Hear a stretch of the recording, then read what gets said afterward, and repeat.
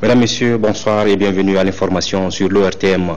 Nous ouvrons ce journal par ce message de condoléances de son Excellence M. Ibrahim Boubacar Keïta, Président de la République, chef de l'État, à son Excellence M. Jacob Zuma, Président de la République sud-africaine, suite au décès de Nelson Mandela. C'est avec une profonde émotion que j'ai appris en visite à Paris le décès de celui qui faisait la fierté et la dignité de l'Afrique. Nelson Mandela s'est éteint le jeudi 5 décembre 2013 à l'âge de 95 ans. Au moment où un hommage planétaire lui est rendu, je voudrais, en mon nom et au nom de toute la nation malienne, présenter mes condoléances les plus attristées et les sincères au peuple d'Afrique du Sud, d'Afrique et du monde.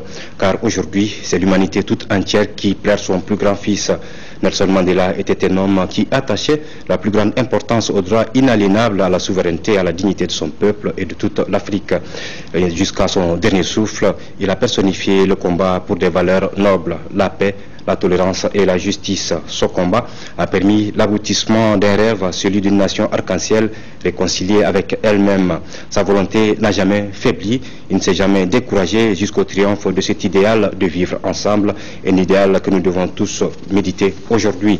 C'est l'héritage que nous laisse Nelson Mandela, homme de bien, et nous avons le devoir d'en être à la hauteur. Dors en paix, Madiba, le monde sera à jamais orphelin de toi. Paris, le 6 décembre 2013, signé Ibrahim Boubacar Keïta, président de la République du Mali. Suite donc au décès de Nelson Mandela, le Mali a décrété 3 jours de deuil national et les drapeaux seront en berne pendant cette période.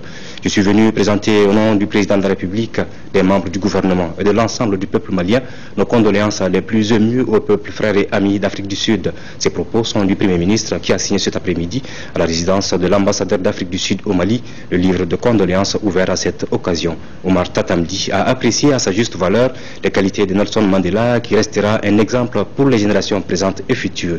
Nous l'écoutons au micro de Ramata Konaté. C'est un jour triste pour le Mali, c'est un jour triste pour l'Afrique.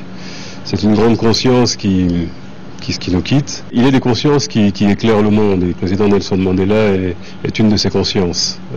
Sa vie nous a inspiré, tout un chacun de nous, a été un exemple de courage mais également de droit pour l'ensemble des Africains. C'est ce que j'ai exprimé. Ayant appris cette triste nouvelle, le président de la République a décrété un deuil national de 3 jours.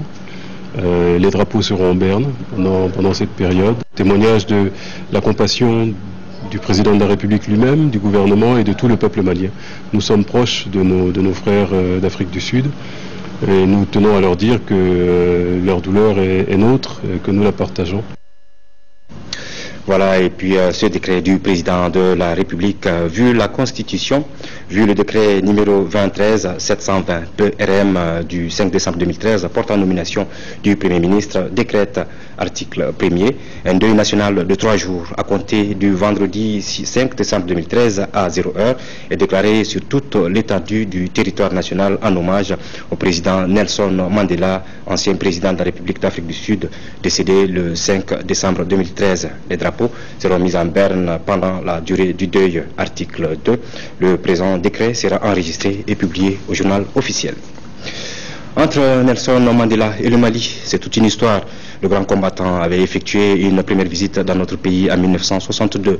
Après ses années de prison et son accession à la tête de l'Afrique du Sud, il reviendra en 1996 pour témoigner sa gratitude aux autorités et au peuple malien. Nous reviendrons sur ce élément au cours de ce journal.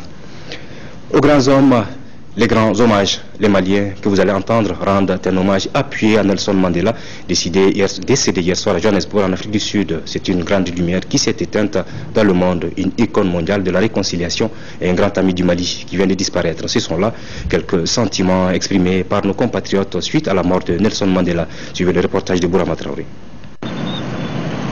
L'écrivain malien Amadou Ampateba le martèle bien. Quand un vieillard meurt en Afrique, c'est une bibliothèque qui brûle. Eh bien, une bibliothèque vient de brûler. Un grand monument vient de s'effondrer. Ainsi peut-on qualifier la disparition de Nelson Mandela. Et c'est tout le Mali qui est sous le choc après la mort de ce symbole de la dignité humaine. Je considérais que c'était une référence pour tous ceux qui se battent pour un mieux-être des populations africaines et pour une résurrection de ce continent.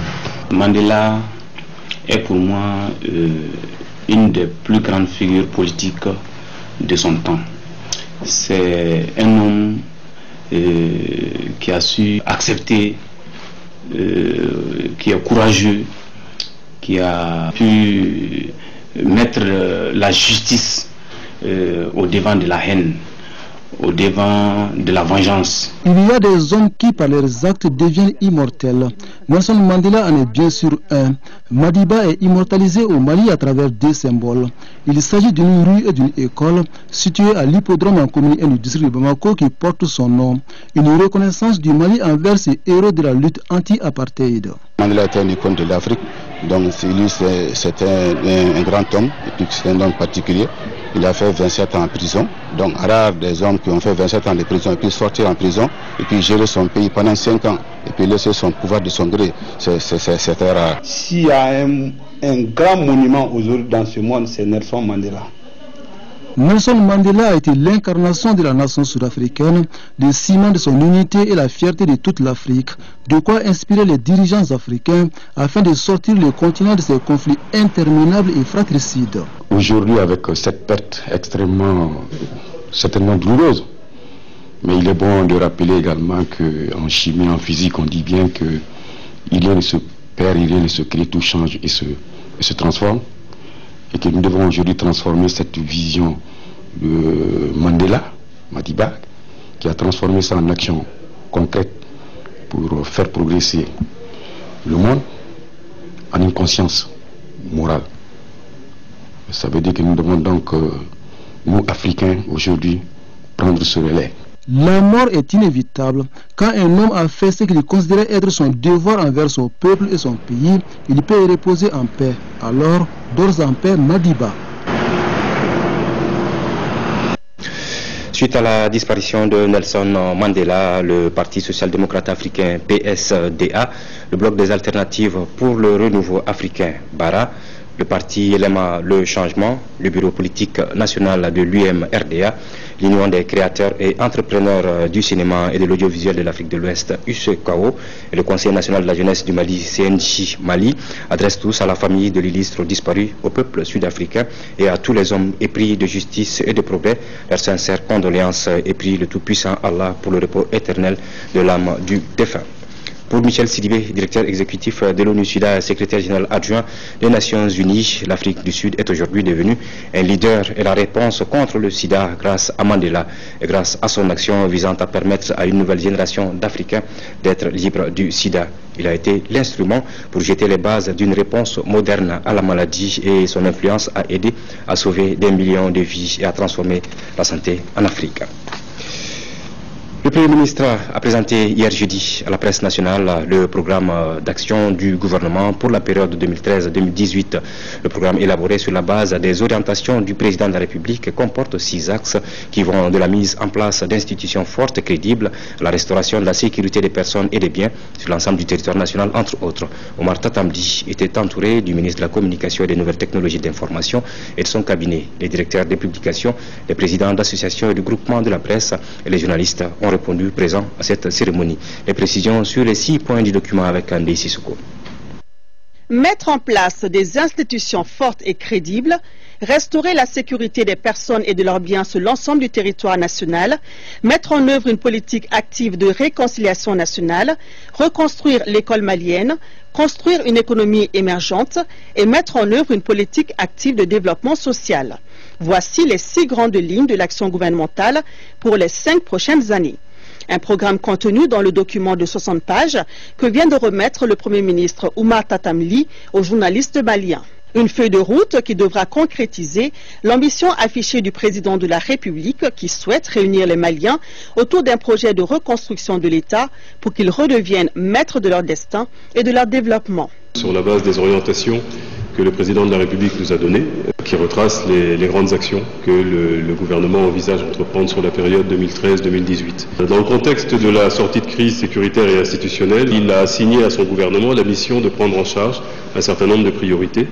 Il a requis que l'action publique vienne à être fondée sur des principes directeurs, une éthique de la responsabilité qui exige de tous ceux qui détiennent des charges et des responsabilités publiques un comportement exemplaire, réhabilitant le travail et le mérite, une exigence de qualité et d'accessibilité au plus grand nombre de services sociaux, la participation active de tous les citoyens à travers le renforcement des institutions démocratiques, la promotion de l'égalité des chances à travers des politiques publiques de santé et d'éducation qui corrigent les inégalités et offrent à chacun la possibilité de se réaliser. Enfin, un aménagement de l'ensemble du territoire qui assure, par la valorisation des potentialités économiques, le développement équilibré de toutes les parties du territoire national. Cette présentation du guide du gouvernement aux journalistes, au-delà de la volonté de transparence, souhaitait mettre les hommes de médias au premier rang, en mettant à leur disposition les bonnes informations pour consultation et analyse. Le tout étant d'intensifier la relation entre les deux parties pour que tous les Maliens soient bien informés. L'exercice auquel s'est prêté le Premier ministre est une première, puisqu'auparavant, aucun chef de gouvernement n'avait donné la primeur de ce genre d'informations aux journalistes. L'initiative a donc été bien appréciée. C'est la première fois qu'un Premier ministre assiste ce genre, parce qu'avant on entendait que les Premiers ministres à l'Assemblée. Certainement le contexte a aussi poussé à aller dans ce sens. En tant que presse nationale, on s'en réjouit, on pense que c'est une bonne démarche et ça traite aussi une volonté claire et nette d'avoir un carnaval de travail. Ça nous permet aussi d'avoir des jours plus notre rôle qui est aussi d'évaluer le gouvernement, de suivre les sessions qui sont en cours et au finish d'avoir un moyen d'évaluation finale. Rendez-vous est pris pour échanger sur le document dans les prochains jours, voire les prochaines semaines. L'essentiel maintenant est de se mettre très vite au travail au service des Maliens pour accélérer le processus de développement de notre pays. Retour sur la disparition de Nelson Mandela, je vous le disais en début de journal, entre Nelson Mandela et le Mali, c'est toute une histoire. Le grand combattant avait effectué une première visite dans notre pays en 1962. Après ses années de prison et son accession à la tête de l'Afrique du Sud, il reviendra en 1996 pour témoigner sa gratitude aux autorités et au peuple malien. Retour sur cette visite avec Mohamed Kone. Mars 1996, Nelson Mandela, président de l'Afrique du Sud, depuis 2 ans, choisit de se rendre au Mali pour une visite à tout point de vue historique. Visite historique dans un pays qui, pendant des décennies, a lutté contre l'apartheid, la discrimination raciale en Afrique du Sud. Le Mali, ce pays où le combat pour la libération du très célèbre prisonnier Nelson Mandela n'a jamais faibli. Madiba, l'homme exceptionnel, le grand humaniste, reconnaît l'engagement des Maliens. Naturellement, je suis arrivé ici et c'est la toute première fois que je viens depuis que je suis chef d'État de mon pays. Bien que j'ai eu l'occasion de rencontrer M. le Président, je n'avais pas eu l'occasion de venir ici au Mali pour le remercier le peuple malien pour leur soutien indéfectible dans notre lutte. Mandela ne pouvait qu'être heureux au Mali. Les Maliens, eux, ne pouvaient pas non plus cacher leur joie.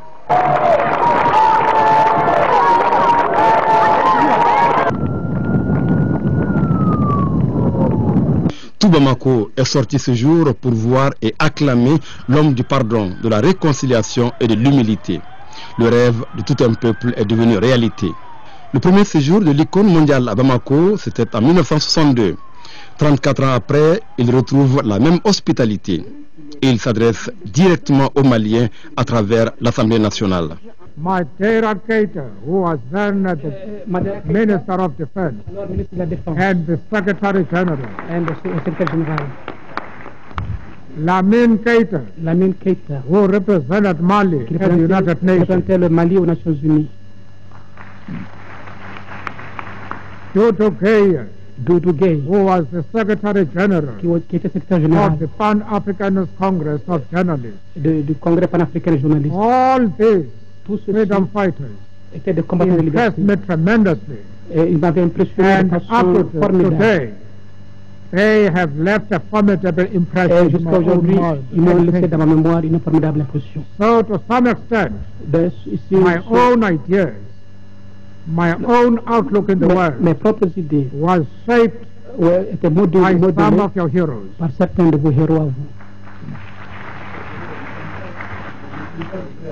Your Excellency, honorable members of the Assembly, amongst the fruits of liberation, parmi les fruits de notre libération, at last, se compte l'occasion d'établir enfin des relations normales entre l'Afrique du Sud and the other et les autres pays d'Afrique, including Mali, y compris le Mali.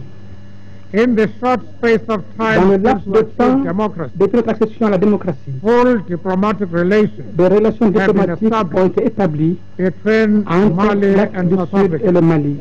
Toutes les personnalités de l'époque ont tenu à saluer la figure emblématique de la liberté et de la dignité. In July, we went to South Africa, and we attended the meeting in Cape Town, just after the council. Yes. And we went there. We had the honor to be invited by the President.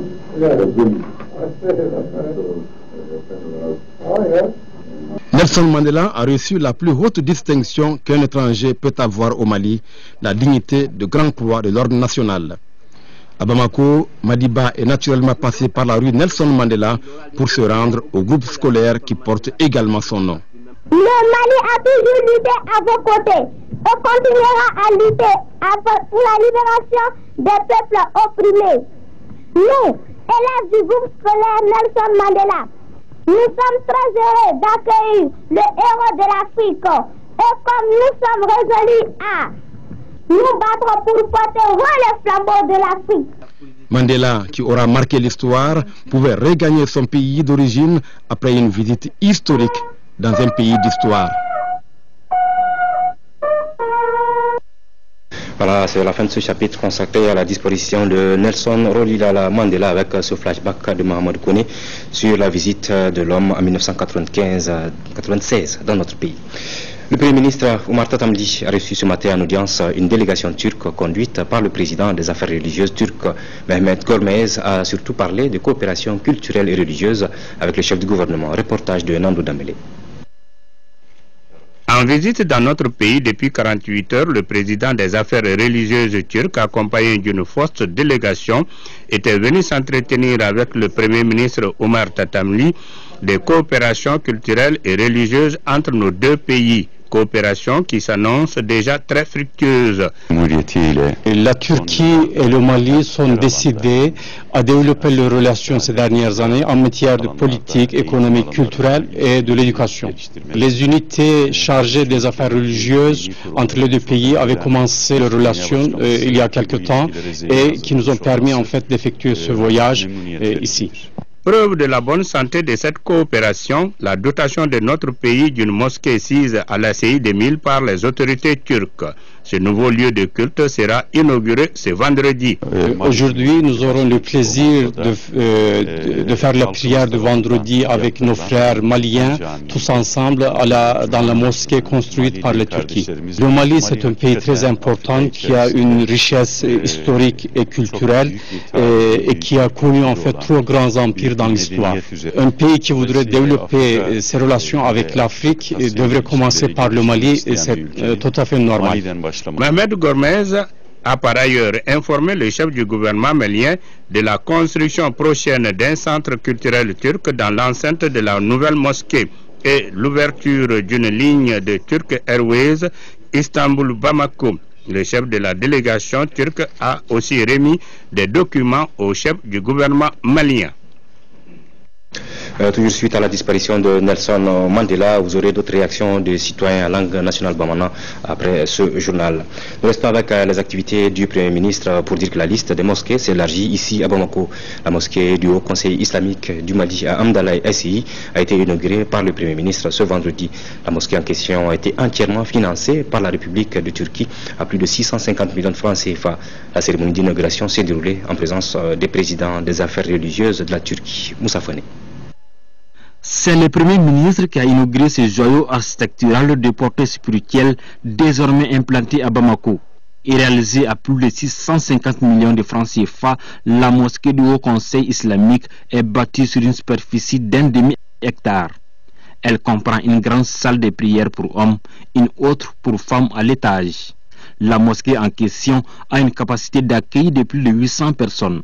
Selon les responsables du Haut Conseil islamique, ces gestes s'inscrivent dans le cadre de la coopération entre le Mali et la Turquie. Cette mosquée est une mosquée, mais aussi un pont, une passerelle qui relie les deux peuples. Le président des affaires religieuses de la Turquie a pour sa part à rassurer les autorités maliennes quant à l'accompagnement de son pays. Il faut qu'on développe la fraternité islamique pour combattre, pour enlever toutes sortes de divisions, puisque le Tout-Puissant nous a déclarés frères.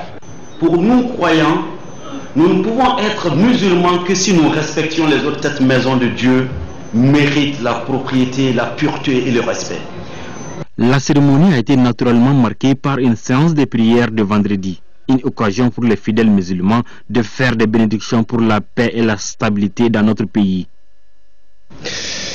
Le sommet de l'Elysée pour la paix et la sécurité en Afrique s'est ouvert en début d'après-midi à Paris en présence de près d'une trentaine de chefs d'État africains, parmi lesquels le président de la République Ibrahim Boubacar Keïta. L'enjeu de cette rencontre qui regroupe les dirigeants africains et leurs homologues français, le secrétaire général des Nations Unies et certaines autorités européennes est d'aider l'Afrique à assurer sa sécurité par elle-même. Des questions liées au changement climatique et au développement qui ont une incidence sur la vie des populations africaines seront également abordés. Nous reviendrons sur ce thème avec nos envoyés spéciaux à Paris, Oumar Moussa Traoré et Idrissa Traoré. Ouverture à l'hémicycle, donc avec cette ouverture à l'hémicycle d'une séance plénière qui avait à son ordre du jour 4 projets de loi et des communications. Les 4 projets de loi portaient essentiellement sur un accord de paix signé à Washington entre le Mali et le fonds de l'OPEP. Ensuite, sur un accord de crédit signé entre le Mali et l'Association internationale de développement au profit du PCDA, entre autres. Compte tenu de l'absence du gouvernement, cette séance plénière a été reportée à une date ultérieure. Elle était donc présidée par le deuxième vice-président de l'Assemblée nationale, Assarid Ag Imbarkawan.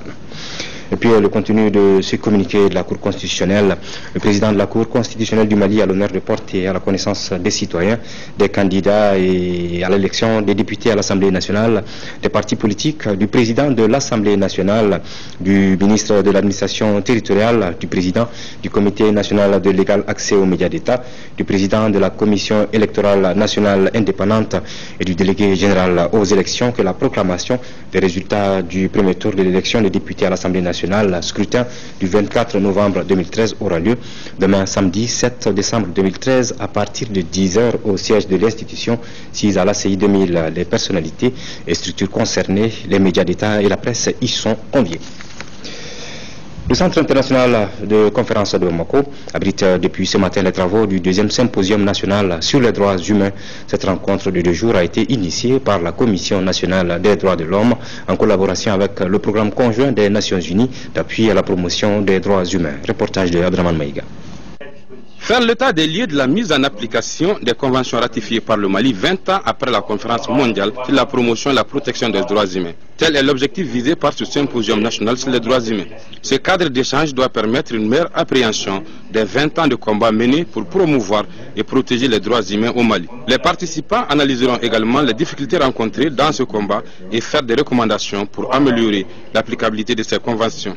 Nous avons pris des engagements pour renforcer nos capacités, pour contribuer à la consolidation de la paix, à la réconciliation nationale et pour inviter l'État à une bonne gouvernance et à renforcer l'État des droits. Les travaux de cette rencontre seront focalisés essentiellement sur les droits humains, paix et sécurité. Un cadre qui permettra aux participants de suivre des communications sur le rôle des ONG et des institutions dans la protection et la promotion des droits humains à travers le bilan, les défis, les contraintes et les perspectives. Nous devrions chercher à amener l'ensemble des partenaires, l'État, les associations, les institutions chargées de l'application de ces droits. Nous devions tous rechercher ensemble la meilleure façon de nous approprier ces instruments et d'en faire un usage approprié. Pour le ministre de la Justice, le Mali a aujourd'hui plus que jamais besoin d'une justice refondée, capable de répondre aux attentes et aux aspirations des citoyens. Raison pour laquelle il a invité les acteurs engagés dans la promotion des droits humains au Mali à apporter leur contribution à l'émergence d'un Mali nouveau. Ouverture ce matin d'un atelier de sensibilisation de la jeunesse des partis politiques pour les élections législatives de 2013, organisé par le PNUD à travers le programme d'appui au processus électoral en collaboration avec le réseau des jeunes des partis politiques et la fondation CEMDID. Cet atelier permettra d'informer et de former les jeunes des partis politiques du Mali sur le processus électoral.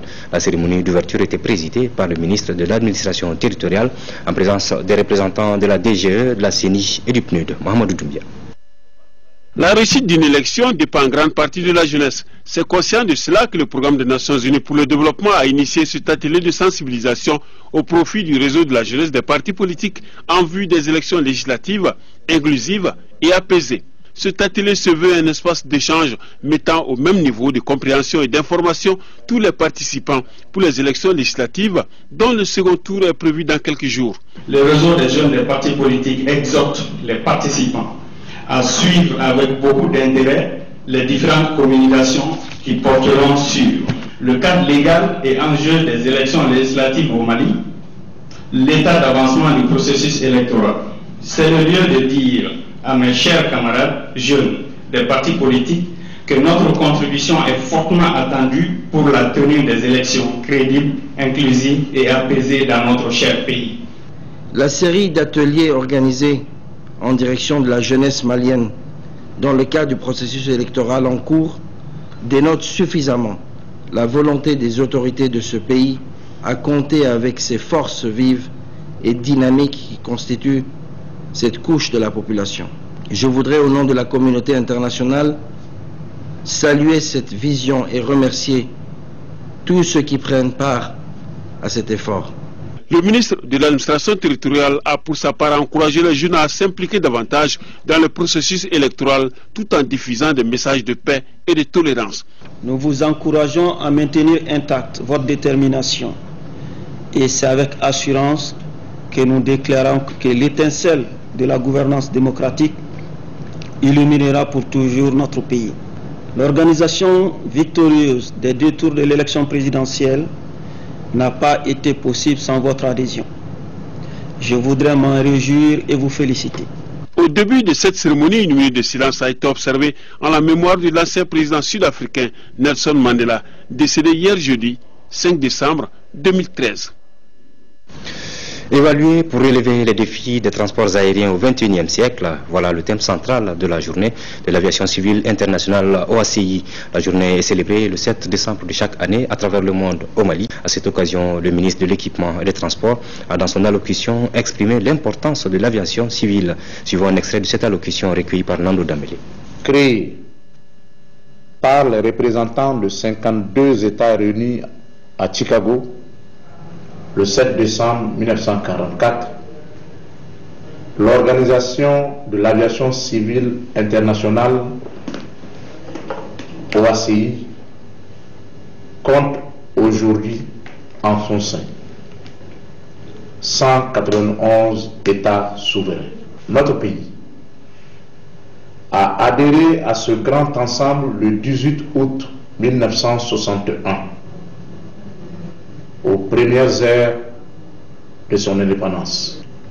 L'objectif de la célébration annuelle de cette journée est de sensibiliser et d'informer l'opinion mondiale sur l'importance de l'aviation civile internationale pour le développement économique et social de nos États. Ainsi, pour chaque année, au regard des préoccupations de l'ère, le Conseil de l'OACI choisit un thème qui correspond aux objectifs à atteindre. Le thème retenu cette année est évoluer pour relever les défis du transport aérien au XXIe siècle. Ainsi, le gouvernement du Mali s'attelle à prendre les mesures nécessaires visant à protéger l'aviation civile contre les actes d'intervention illicite. Voilà, retour sur le contenu de ce communiqué du gouvernement qui informe les citoyens du décès hier jeudi 5 décembre 2013 à l'hôpital du Pongé d'un des blessés lors des incidents graves survenus le 28 novembre dernier à l'aéroport de Kidal. En cette douloureuse circonstance, le gouvernement présente ses condoléances les plus attristées à la famille de la défunte, qu'Allah le Tout-Puissant l'accueille dans son paradis. Le gouvernement rappelle que des investigations sont en cours pour faire toute la lumière sur ces incidents de Kidal. Signature du protocole d'accord de partenariat entre le Conseil général de l'Essonne en France et des collectivités maliennes. C'est dans le cadre de la coopération décentralisée pour le développement. L'Essonne, depuis plus d'une vingtaine d'années, intervient au Mali à travers des groupements associatifs pour appuyer des communautés dans leur initiative de développement social avec l'insertion socio-professionnelle des expatriés. Adama Koulibaly. Ce protocole d'appui pour le développement est signé entre le Conseil général de l'Essonne en France et les élus du cercle de Nioro du Sahel, de Djema dans la région de Caille et du cercle de Douanza dans la région de Mopti. Les activités du partenariat porteront sur l'éducation, la santé, l'agriculture, l'assainissement et l'environnement avec le reboisement, sans oublier la formation des acteurs qui seront impliqués dans l'exécution des projets qui seront élaborés. Pour le représentant de la délégation française, c'est un partenariat gagnant-gagnant. La première motivation, c'est le fait que nous considérons, nous au Conseil général de l'Essonne, que nous avons évidemment un rôle à jouer dans la gestion de services publics pour les populations du territoire de l'Essonne, mais que nous avons aussi vocation à exprimer les solidarités au-delà des frontières nationales. La deuxième, c'est que le partenariat que nous avons tissé avec 3 collectivités maliennes, elle est aussi source d'enrichissement pour nous. M. Kolas souligne que le partenariat a déjà montré des résultats pendant la crise au Nord. Ce réseau, d'ailleurs, il a été source de solidarité intermalienne. C'est parce que les cercles de Nioro et Djema appartenaient à notre réseau de coopération qu'ils sont spontanément venus en aide aux populations déplacées de Douenza lors des événements, lors de l'occupation de Douenza. On fait vivre les solidarités à travers la coopération de plusieurs institutions. La signature du protocole d'accord a été précédée par une rencontre de 3 jours avec les délégués venus de 3 cercles et des représentants du département des Maliens de l'extérieur. Le ministre en charge, Dr Abdraman Sila, après avoir salué l'acte de solidarité, a dit qu'il est témoin de la signature de ce protocole d'accord de partenariat entre ces parties au bonheur des communautés maliennes. Les responsables de l'Organisation panafricaine pour la culture, l'éducation et l'avenir des nations Océan ont animé ce matin une conférence avec l'appui de l'ambassade de la Chine au Mali sur la prolifération des armes légères au Mali et au Sahel. La conférence a regroupé plusieurs représentants d'associations de jeunes et des artistes. Nando Dambélé. Il est aujourd'hui quasiment impossible de quantifier les armes légères de toutes sortes en circulation au Mali et au Sahel, ce qui met perpétuellement la vie des populations en danger. Nous avons constaté que la prolifération des armes était devenue presque une pratique quotidienne des populations locales et les jeunes. Donc nous nous sommes dit pourquoi ne pas organiser une conférence d'information, d'attirer l'attention du gouvernement que toutes les actions sont concentrées présentement sur le nord et qu'au sud qu'il y a aussi des armes. La lutte contre les phénomènes interpelle tout un chacun. C'est pourquoi l'ONG Océan veut mener une information et une sensibilisation à grande échelle. Ces cibles restent les jeunes et les artistes. Au cours de la conférence, tous les citoyens ont été invités à la vigilance et à la collaboration avec les forces de sécurité, car selon les conférenciers, le Mali nouveau ne saurait se bâtir sans le concours de tous. Plus d'1,5 milliard de francs CFA, c'est le projet du budget 2014 du Centre national d'odontostomatologie. Ce budget connaît une hausse de 12% par rapport à celui de 2013. Avec ce budget, la structure veut développer ses services pour une meilleure prise en charge des malades bucco-dentaires. Ce sont là quelques-unes des informations données à l'ouverture des travaux de la 35e session du Centre hospitalier universitaire Centre national d'odontostomatologie. Ramata Konate. De la fabrication des prothèses aux soins, en passant par les consultations, ce sont là, entre autres activités, menées par le Centre national d'odontostomatologie. Ce centre hospitalier universitaire a effectué en 2012 plus de 89 000 consultations et a offert plus de 15 000 soins, soit 62% des prévisions. Concernant la confection des prothèses mobiles, on note 1396 l'an dernier contre 1242 pour les 9 premiers mois de l'année en cours. L'année 2013 témoignera également de l'apparition du numéro 00 de Dadimi Kibarou, semestriel dont le numéro 01 est sous presse et ne tardera plus à apparaître. Quant au projet de budget 2014 du Centre national d'odontostomatologie, il s'élève à plus d'1,5 milliard de francs CFA. Il est marqué par une hausse de 12% par rapport au budget 2013, s'élevant à 1,407 555 000 francs CFA. La part du budget d'État est de 1,289 300 000 francs CFA, soit 82%, et celle du budget autonome de 280 millions, soit 18%. En 2014, la structure entend poursuivre la construction de son nouveau siège. La maison des aînés de Bamako a servi de cadre pour le lancement de la campagne Opération Cataracte, financée par Islamic Relief à hauteur d'environ 50 millions de francs CFA. La campagne prendra en charge 4500 personnes atteintes de cataracte. Elle est pilotée par des ophtalmologues maliens et s'étendra jusqu'au 31 décembre 2013. Fademba Keita. Cette campagne de proximité prévoit 4500 consultations gratuites au cours desquelles 1100 malades seront opérés gratuitement. Cette deuxième campagne organisée par Islamic Relief de concert avec le programme national de lutte contre la cécité va se dérouler dans 6 centres de santé. En commune 3 et 6 du sud de Bamako, à Nara, Mopti, Banyagara et Djeni. On envisage d'opérer le maximum donc des vulnérables, des vieux, donc pour participer aux luttes contre cette maladie qui est évitable. Le programme fournit pour les besoins de la campagne des ressources humaines en ophtalmologiste, en assistants médicaux en ophtalmologie, mais aussi en matériel de chirurgie. L'opération Cataracte 2013 s'inscrit dans le cadre de la politique de protection et d'assistance aux populations vulnérables. Vous êtes venu à la rencontre des personnes qui souffrent de problèmes de vue du fait de la cataracte. Vous êtes engagé dans un effort de grande ampleur, c'est-à-dire offrir des prestations de qualité à 4500 malades. Cette opération-là de cataracte, c'est une très bonne chose, parce que ça, c'est une opportunité. Une opération gratuite. Créée en 1984, Islamic Relief est présent dans près de 40 pays, dont le Mali. Ce secteur d'intervention dans notre pays s'articule autour de 3 axes prioritaires: l'approvisionnement en eau potable, l'hygiène et l'assainissement et l'assistance sociale. En 5e région, 90 millions de francs CFA, c'est le coût du don que la Fondation Orange Mali vient d'apporter aux régions de Gao, Tombouctou, Kidal, ainsi qu'aux localités de Kouana et Douanza, en région de Mopti.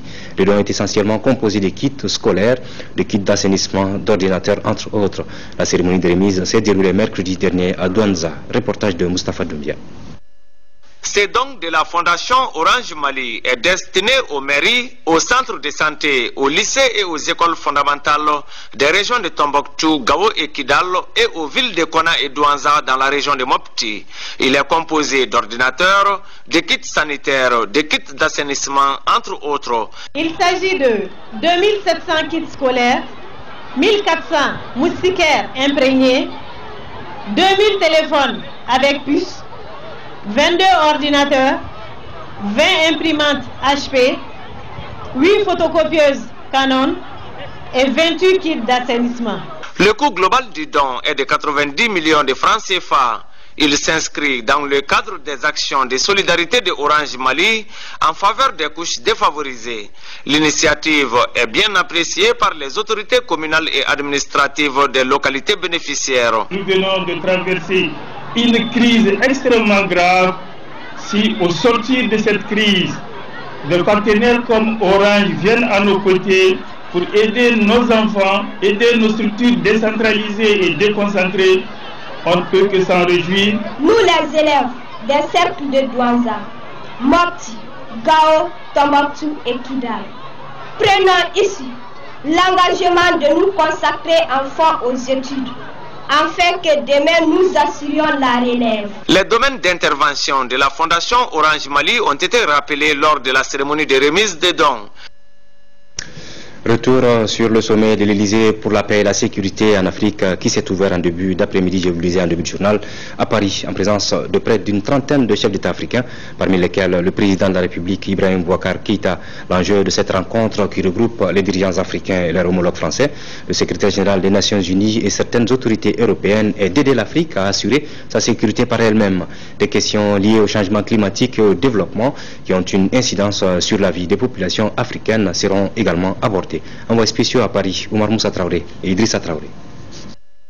Rare moment d'émotion à l'ouverture du sommet de l'Elysée pour la paix et la sécurité en Afrique, lorsque le président français François Hollande rend un hommage appuyé à l'ancienne légende vivante qu'était Nelson Mandela, décédé la veille, avant d'inviter la ministre sud-africaine des Affaires étrangères et la présidence de la commission de l'UA à en faire autant.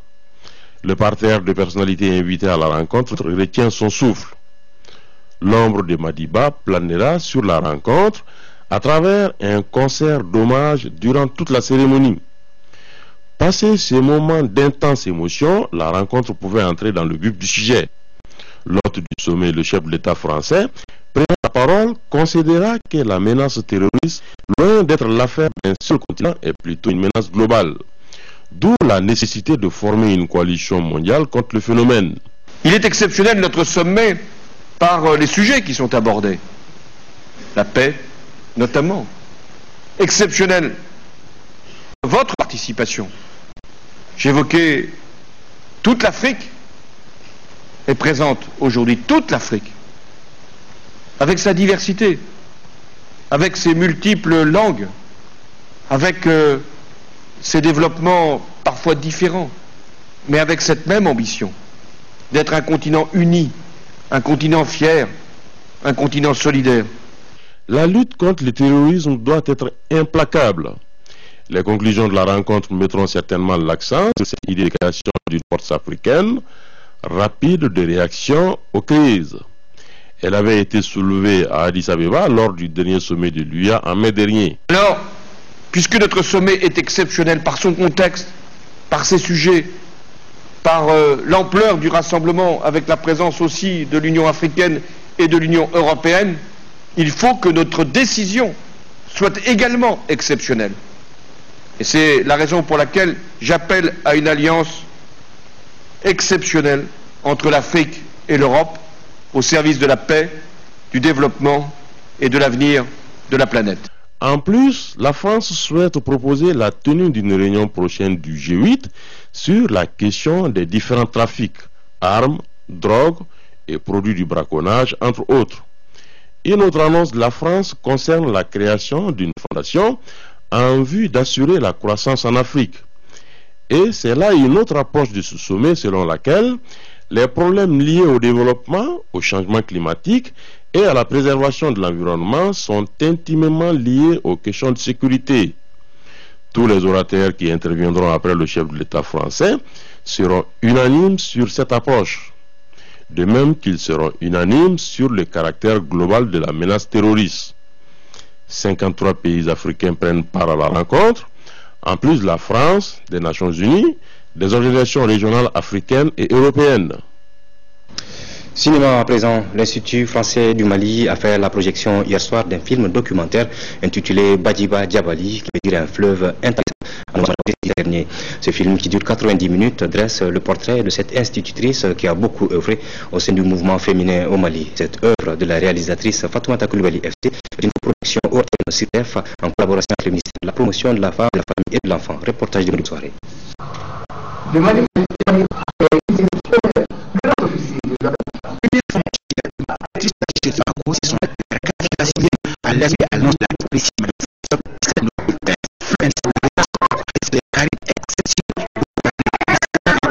défendre la cause des femmes, des enfants et de la famille. Un combat surtout vu dans les domaines socio-professionnels et éducatifs du Mali.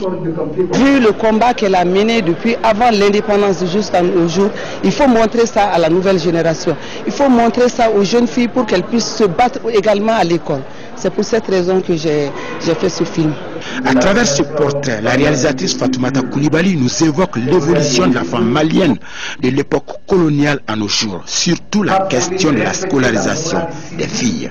À voir aussi dans ces documents une série de témoignages d'acteurs de la vie socio-professionnelle sur le parcours exemplaire de celle qu'on surnommait affectueusement Tanti Sira. De Adam Bakonare à Massarandiko, en passant par Seydou Badian, le colonel Youssouf Traoré et bien d'autres témoignent avec éloquence les mérites du personnage principal de ces films documentaires. Un fleuve intarissable fait également un point focal sur l'éclatement de la fédération avec le Sénégal jusqu'à l'indépendance du Mali. Ce documentaire revient aussi sur la création de l'ensemble instrumental du Mali aux premières heures de l'indépendance de notre pays.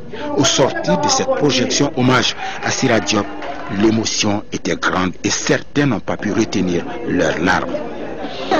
Nous laisse un lourd héritage. On va essayer de faire ce qu'on peut pour eux. Elle est arrivée à la dernière marche. On va essayer d'arriver au moins à l'avant-dernière marche parce que c'est difficile de la dépasser, mais on va faire ce qu'on peut pour qu'elle soit fière de nous, de là où elle est aujourd'hui. Mais c'est quelque chose qui trace complètement la vie de ma femme et de toute ma famille. Moi, je n'ai pas eu l'occasion de parler, mais si j'avais à parler, je dis qu'elle a tout fait pour l'honneur de la famille, pour que la famille soit allée. Vraiment, je suis fier. Sira Diop était une parente pour moi. Bon, une éducatrice parce qu'elle m'a fait la classe aussi, à l'école de la Poudrière. L'émancipation, ce n'est pas une lutte contre les hommes, mais plutôt la promotion des femmes. Ces propos sont de Sira Diop, une phrase culte qui rappelle la lutte inlassable de cette brave dame. Voilà le contenu de cet autre communiqué. Le ministre de la Culture Bruno Maïga participe à la rencontre ministérielle des États membres de la CEDEAO organisée par l'Organisation mondiale de la propriété intellectuelle, la OMPI, qui se tient à Abidjan le 6 décembre 2013 sur le thème la créativité. Et voilà, on va donc revenir certainement sur ce communiqué au cours de cette édition que nous allons poursuivre avec les tirages au sort. Costa do Sol au Brésil. Les autres africains que sont le Nigeria, le Ghana, la Côte d'Ivoire, le Cameroun et l'Algérie sont logés dans le groupe H.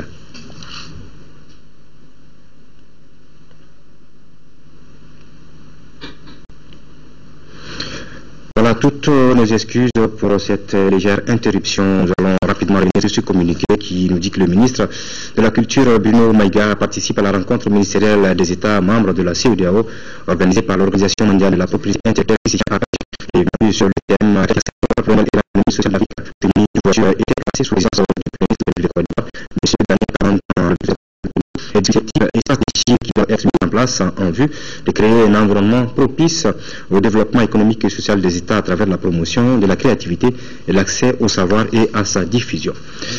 Sport, football, le tirage au sort de la Coupe du monde de football a eu lieu ce soir à Costa do Sol. Le Ghana analyse le groupe A, C, F, G,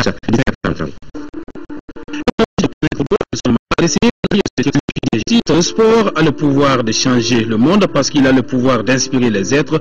Autour de nous, rares sont les actes capables d'unir les peuples. Madiba, donc, a permis à l'Afrique d'abriter sa première Coupe du monde de football en 2010. Malgré tout, les 5 représentants du continent africain ont connu des fortunes diverses, en tout cas sur papier. Le Cameroun, qui honorera sa 7e participation en phase finale, a hérité du Brésil, pays organisateur, de la Croatie et du Mexique dans le groupe A. Contrairement à ces 2 précédentes Coupes du Monde, la Côte d'Ivoire, bien s'estimer heureuse d'un groupe C, la Colombie, la Grèce et le Japon, Colombie, parmi les États-Unis. En 2010, les frères Jérôme et Kevin Prince Boateng seront face à face lors de la confrontation entre la nation allemande et les Black Stars. Le Nigeria, champion d'Afrique en titre, se mesurera à l'Argentine, à la Bosnie-Herzégovine et à l'Iran, alors que l'Algérie évoluera dans le groupe H avec comme adversaire la Belgique, la Russie et la Corée du Sud. Ce tirage a livré dès le premier tour l'affiche de la finale 2010 Espagne-Pays-Bas, un duel qui sera arbitré par le Chili et l'Australie. 3 anciens champions du monde seront aux prises dans le groupe D. L'Uruguay qui a gagné sa deuxième couronne en 1950 en terre brésilienne, l'Angleterre et l'Italie. Le Costa Rica complète ce tableau. Enfin, la France évoluera dans le groupe E avec la Suisse, l'Équateur et le Honduras. Le match d'ouverture de cette 20e Coupe du Monde de football opposera le Brésil à la Croatie. À 604 jours de ce grand rendez-vous, les 32 pays peuvent désormais se préparer au mieux pour la conquête du trophée le plus complet en sport. La 3e année du championnat de Ligue 1, les 2 matchs disputés cet après-midi se concluent sur le score nul vierge. SB à son siège 08 dans chaque rencontre. Ensuite, après ce journal et magazine sur l'ordre des géomètres experts du Mali, ses réalisations, les difficultés auxquelles cette organisation est confrontée. Un magazine qui est diffusé en prélude à l'Assemblée générale de l'organisation, prévue ce samedi au CICB à 9h. Et puis après ce journal également, le RTM vous propose un hommage spécial à Nelson Mandela. Naza Koulibaly reçoit Doulaye Konaté, Gaussou Drabo, Madame Si Kadiatousso et Adam Cham assurent tout à l'heure l'hommage spécial à Nelson Mandela. Merci d'avoir suivi ce journal qui s'achève.